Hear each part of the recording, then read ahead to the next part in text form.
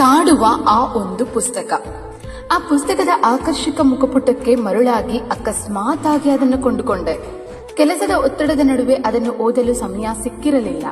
ಆದ್ರೆ ಒಂದು ದಿನ ಹೇಗಾದ್ರೂ ಮಾಡಿ ಓದಲೇಬೇಕೆಂದು ಸಮಯ ಮಾಡಿಕೊಂಡೆ.